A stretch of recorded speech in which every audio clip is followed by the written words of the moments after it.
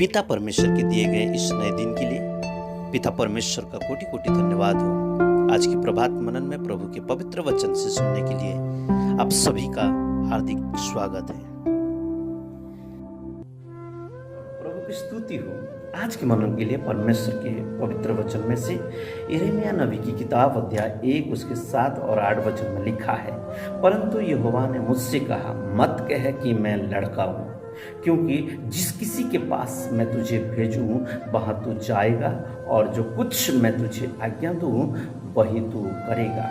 तू उसके मुख को देखकर मत डर, क्योंकि तुझे छुड़ाने के लिए मैं तेरे साथ हूँ। यहोवा की यही वाणी है। ओ प्रभु की स्तुति हो।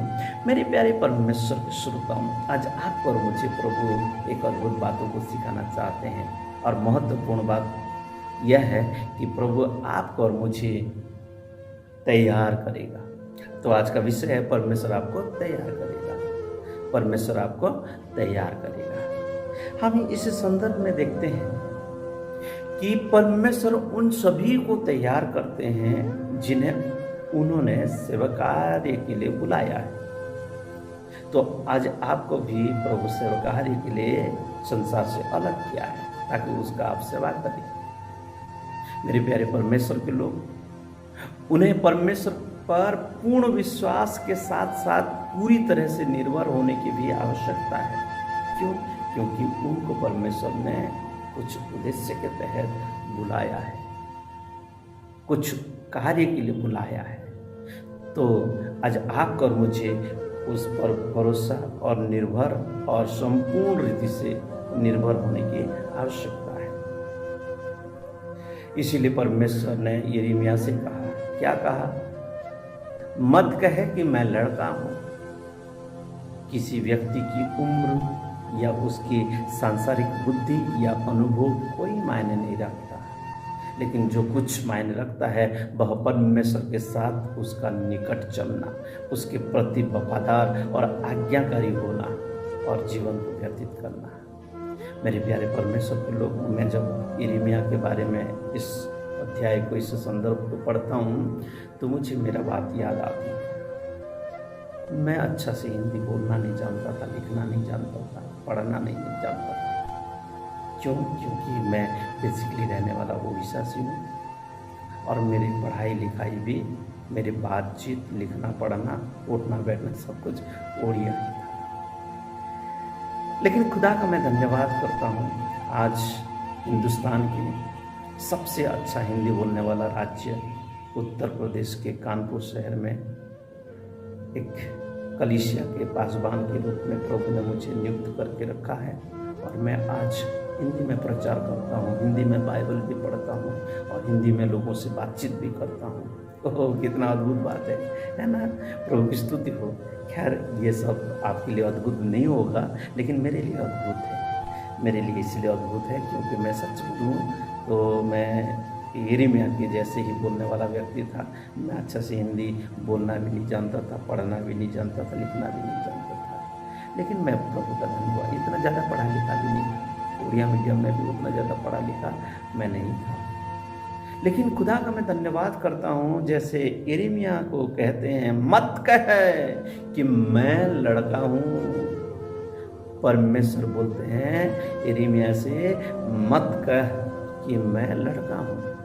किसी व्यक्ति की उम्र या किसी व्यक्ति की पढ़ाई लिखाई मायने नहीं रखता है, उसका समर्पित जीवन प्रभु मायने रखते हैं। जैसा कि परमेश्वर ने यिर्मयाह को निर्देश दिया, प्रत्येक व्यक्ति जिससे परमेश्वर ने बुलाया है, बिना किसी परिवर्तन या मिलावट के परमेश्वर के संदेश को ले जाकर बताने के लिए और तैयार होना चाहिए हमको, आपको। इसलिए मेरे प्यारे परमेश्वर के लोग, मैं भी अपना घर कुटुंब को छोड़ा, अपना राज्य को छोड़ा, ताकि मैं प्रभु का सुसमाचार को कुछ समय तक, जब तक इस संसार में हूँ तब तक मैं प्रभु का सेवा करूँगा और लोगों तक, जहाँ तक प्रभु यीशु मसीह का सुसमाचार नहीं पहुँचा है, वहाँ तक मैं प्रभु का सुसमाचार को लेकर के जाऊँगा और उनको बताऊँगा।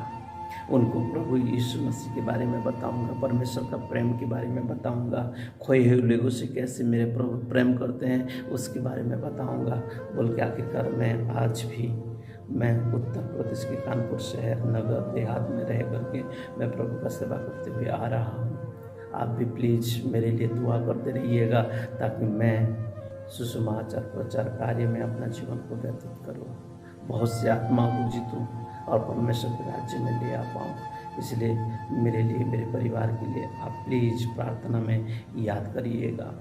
तो यहाँ पे हम देखते हैं परमेश्वर जिसको बुलाया है वो कभी भी एक महत्वपूर्ण व्यक्ति, हाँ जरूर बनाए प्रभु ने, लेकिन वो अपने नज़र में बालक समझ रहा था। मैं एक लड़का हूँ, मैं क्या कर सकता हूँ। लेकिन प्रभु ने उससे बोले मत कहे कि मैं लड़का हूँ। इसलिए आज आपको और मुझे भी प्रभु अगर बुलाए हैं सेवा कार्य के लिए तो ज़रूर इस बात को ठान लीजिए मन में कि परमेश्वर का संदेश को ले जाकर उन लोगों तक पहुँचिए जहाँ तक आज प्रभु का सुसमाचार नहीं पहुँचा है, वहाँ पहुँचाइए और प्रभु का सुसमाचार को बांटिए। मैं आज आप लोगों तक पहुँचाता हूँ और जगह जगह पर घरों घरों पर विजिट भी करता हूँ और अन्य जातियों के बीच में भी जा कर के मैं प्रभु का सेवा करता हूँ ताकि उन लोगों में से एक भी आत्मा को जीतूँ और परमेश्वर के राज्य में लाऊँ। तो मेरे लिए ये सौभाग्य की बात है, मेरे परमेश्वर के लिए बड़ी आनंद की बात होगी। इसलिए मेरे प्यारे परमेश्वर के लोग, आज मैं आपके उपस्थिति और परमेश्वर के पाक उपस्थिति, पवित्र उपस्थिति में जब आगे ये बातों को बोलता हूँ, प्लीज़ आप मेरे लिए भी प्रार्थना करिएगा ताकि मैं परमेश्वर का सेवा करता ही रहूँ। उसने वायदा किया है, हमको डरने की आवश्यकता नहीं है। आप किसी भी बात के लिए ना डरिए। अगर आप अच्छा से हिंदी बोलना नहीं जानते, प्रार्थना करना नहीं जानते हैं, या कोई इंग्लिश या किसी भी प्रकार भाषा से या खड़े होना नहीं जानता है, उठना बैठना नहीं जानते हैं, कोई बात नहीं। वो सारे बात मायना, या पढ़ा लिखा नहीं है ये बात भी मायने नहीं रखता है, या किसी प्रकार के मुल्क लोग हैं, किसी जाने माने खानदानी व्यक्ति है, ये इस बात का भी मायने नहीं रखता है।